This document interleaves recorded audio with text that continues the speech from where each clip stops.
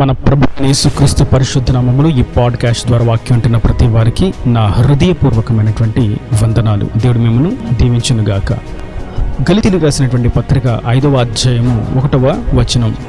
ఈ స్వాతంత్ర్యము అనుగ్రహించి క్రీస్తు మనలను స్వతంత్రులనుగా చేసి ఉన్నాడు. చదివినటువంటి వాక్య భాగం, క్రీస్తు మనలకు స్వాతంత్ర్యాన్ని ఇచ్చి మనలను స్వతంత్రులనుగా చేశాడు. అయితే ఆయన స్వాతంత్రం ఏ విధంగా ఇచ్చారు, ఆయన వేటి నుండి మనలను విడిపించి స్వతంత్రులనుగా చేశాడు అని మనం ఆలోచించినట్లయితే, పాప బంధకాల నుండి, సాతాను బంధించినటువంటి బానిసత్వ బ్రతుకుల నుండి మనలను విడిపించాడు, మనలను స్వతంత్రులనుగా చేశాడు. సాతాను యొక్క కుయుక్తుల నుండి తప్పించబడినట్లుగా ఆయన మనలను విడుదల చేసి స్వతంత్రులనుగా చేశాడు. మరియు ఆయన తన రక్తాన్ని చిందించి మన పాప విమోచన క్రయధనమును చెల్లించి మనలను లోకములో నుండి, లోకపు కాడిలో నుండి మనలను విడిపించి స్వతంత్రులనుగా చేశాడు. అందుకే ప్రభు అంటారు, కాబట్టి మీరు స్థిరముగా నిలిచి మరలా దాస్యమును కాడి క్రింద చిక్కుకొనకుడి. ఇంత శ్రేష్టమైనటువంటి స్వాతంత్రాన్ని ఇచ్చాను కాబట్టి మీరు సులువుగా చిక్కులు పెట్టి పాపములకు మరలా వెళ్ళి ఆ దాస్యమైనటువంటి కాడి క్రిందకు వెళ్ళి చిక్కుబడొద్దు అని ప్రభు సెలవిస్తున్నారు. ఎందుకంటే ఈ లోకంలో మనం చూస్తూ ఉన్నట్లయితే పాపం ఎంతో సులువుగాను, ఎంతో తీయగాను, ఎంతో రుచిగాను, రమ్యముగాను, ఆకర్షణీయంగాను ఉంటుంది. అందుకే అది సులువుగా చిక్కులు పెట్టే పాపము.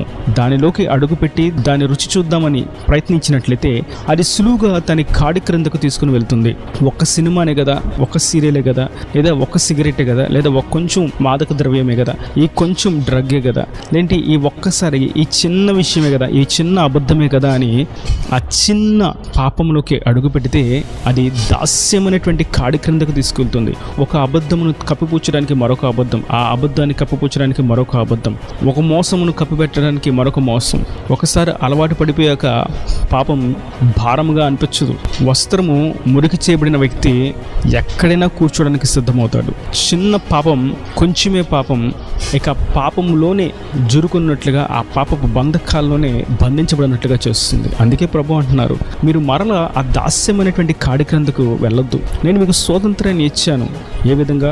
మీకు రక్షణనిచ్చి, మారు మనసునిచ్చి, పరిశుద్ధాత్మనిచ్చి, లోకంలోంచి వేరు చేసి నా పేరు పెట్టి, నా స్వకీయ సాంపాద్యంగా, నా స్వకీయ ధనంగా మిమ్మల్ని చేసుకుని ఉన్నాను. ఈ విధంగా మిమ్మల్ని స్వతంత్రులుగా చేసి మీకు విడుదల దయచేశాను. ఇంత విలువైనటువంటి రక్షణను కోల్పోక మరలా దాస్యపు కాడి క్రిందకు వెళ్ళొద్దు అని ప్రభు ఎంతో తేటగా సెలవిస్తున్నారు. అయితే మరొక శ్రేష్టమైనటువంటి విషయాన్ని మనం చూస్తాం. స్వాతంత్ర్యము అనగా మన మీద ఉన్నటువంటి భారము తేలికవుట, మన మీద ఉన్నటువంటి బరువు దించబడుట. ఇప్పటి వరకు ఎంతో భారభరితంగా మోసినటువంటి ఆ యొక్క కాడి విరగొట్టబడుట అనేది స్వాతంత్రానికి అర్థం. అయితే ప్రభు అంటారు, మత్తయి సువార్త 11వ అధ్యాయం 29వ వచనం, నేను సాత్వికుడను దీనమనస్సు గలవాడను గనుక మీ మీద నా కాడి ఎత్తుకుని నా యుద్ధ నేర్చుకునుడి, అప్పుడు మీ ప్రాణమునకు విశ్రాంతి దొరుకును. ఏలయనగా నా కాడి సులువుగాను నా భారము తేలికగాను ఉన్నది. ఆయన మనకు స్వాతంత్రాన్ని ఇచ్చాడు, స్వేచ్ఛను ఇచ్చాడు. కానీ ఆయన కోరుకుంటుంది ఆయన యుద్ధ మనం కాడిని స్వీకరించి ఆయన కాడిని మోయటం, ఆయన మార్గంలో గమ్యానికి వెళ్ళేటువంటి గుణగణాలను, అర్హతలను నేర్చుకోవడం అనేది ఖచ్చితంగా జరగాలని ప్రభు కోరుకుంటున్నాడు. మనం సాతాను యొక్క బంధకాల నుండి తెంపబడిన తర్వాత, విడిపించబడిన తర్వాత, స్వాతంత్రాన్ని పొందుకున్న పిమ్మట మనం క్రీస్తు యుద్ధ ఆయన కాడిని ఎత్తుకొని మనం నేర్చుకోవలసిన వారమై ఉన్నాము. నిజమైనటువంటి స్వాతంత్రము, నిజమైనటువంటి స్వేచ్ఛ క్రీస్తులోని ఉన్నదని మనం గ్రహించి ఆయన యుద్ధకు మాత్రము చేరవలసిన వారమై ఉన్నాము. ఒకవేళ స్వేచ్ఛ అన్నిట్లో ఉన్నది అని, మనకు స్వాతంత్రం వచ్చింది కదా అని మనల్ని ఈ విషయంలో ఎవరు అడిగేవాళ్ళు లేరు కదా అని ఎలా అనిపిస్తే అలాగా మనసుకు తోచినట్లుగా, కంటికి నచ్చినట్టుగా ప్రవర్తిస్తూ, చూస్తూ, పాపక్రియలు చేస్తూ ఉంటే అది పాపపు దాస్యమైనటువంటి కాడి క్రిందకు తీసుకెళ్తుంది. ఒకవేళ స్వాతంత్ర దేశంలో ఉంటూ ఉండొచ్చు కానీ వారు స్వతంత్రులు కానేరరు. ఎందుకంటే వారి మీద దాస్యపు కాడి ఉన్నది, పాప భారం వారి మీద బరువై ఉన్నది. మోయలేనిటువంటి పాపపు కాడి వారిని బంధించి వేసి అణగార్చి వేస్తూ ఉన్నది. అందుకే వారు స్వతంత్ర దేశంలో ఉన్నప్పటికీ వారికి ఇంకా స్వాతంత్రము రాలేదు. వారు స్వేచ్ఛగా స్వేచ్ఛగా ఉన్నప్పటికీ ఆ స్వేచ్ఛను ఎట్లా ఉపయోగించుకోవాలో తెలియక ఉన్నారు. చదువుకునే వయసులో చదువుకొనక వ్యసనాలకు అలవాటు పడి చదువును ప్రక్కన పెట్టి లేనిపోని దురలవాట్లకు బానిసైపోతే వారు స్వతంత్ర దేశంలో ఉన్నప్పటికీ అన్నీ చేయడానికి స్వేచ్ఛ ఉన్నప్పటికీ స్వేచ్ఛను ఎలా ఉపయోగించుకోలేక తెలియక బానిసత్వం అనేటువంటి కాడి క్రింద నిలిచి ఉన్నవారు. కుటుంబము, భార్య భర్తలు, బిడ్డలతో సంతోషంగా ఉంటే కుటుంబ భారాన్ని ప్రక్కన పెట్టి తన శరీరానికి నచ్చినట్లుగా ప్రవర్తిస్తూ ఉంటే ఆ భర్త నాకు స్వేచ్ఛ ఉంది అని అనుకుంటున్నాడు, కానీ ఆ వ్యక్తి తాను దాస్యమైనటువంటి కాడి క్రింద ఉన్నాడు అన్న సంగతి గుర్తించలేని వాడిగా ఉన్నాడు. ఒకవేళ భార్య తన బిడ్డలను, తన భర్తను పట్టించుకోకుండా తనకు నచ్చిన విధంగా విలువలేనితనంగా అఘోరంగా ప్రవర్తిస్తూ ఉంటే ఆమెకి స్వేచ్ఛ ఉన్నది, స్వాతంత్ర దేశంలో ఉన్నాను అని అనుకుంటూ ఉన్నప్పటికీ దాస్యం అనేటువంటి పాపపు కాడి క్రింద ఉన్నది అన్న సంగతి వాస్తవం. మరియు సంఘములో విశ్వాసులు సరైనటువంటి సహవాసంలోకి చేరక దేవుని ఆజ్ఞల కంటే భారమైనటువంటి ఆజ్ఞలను పెట్టి విశ్వాసులను కట్టుదిట్టాలతో బంధించాలని ప్రయత్నం చేస్తున్నటువంటి పరిశుద్ధతకు విరుద్ధమైనటువంటి మార్గంలో ఉన్నట్లయితే అది వారు బానిసత్వపు కాడి క్రింద ఉన్నాడు అన్న సంగతి తెలియచేస్తూ ఉంటుంది. ఎందుకంటే వారికి దేవుని ఆజ్ఞల కంటే వారి సంఘ కాపరులు ఇచ్చినటువంటి ఆజ్ఞలే ముఖ్యము, శ్రేష్టము, విలువ. అందుకే వారు దాస్యమైనటువంటి కాడి క్రిందే ఉన్నారు. ప్రభు నా ఎద్దుకు రండి, నేను మీకు స్వాతంత్రాన్ని ఇస్తాను, దాస్యపు కాడిని విరక్కొడతాను అంటే వీరు ప్రభు ఎద్దుకు వెళ్ళక వారి సంఘ నాయకుల దగ్గరకు, కాపరుల ఎద్దుకు వెళ్ళి వారి యొక్క కాడిని వీరు మూసుకుంటూ ఉంటారు. అది ఎంతో బుద్ధిహీనమైనటువంటి విషయం. వారి కుటుంబాన్ని పట్టించుకోరు, వారి బిడ్డల సంగతి యోచించరు, కానీ వారి నాయకులను గురించి మాత్రం తెగ ప్రయాసపడుతూ ఉంటారు. అది ఎంతో అజ్ఞానమైనటువంటి దశ.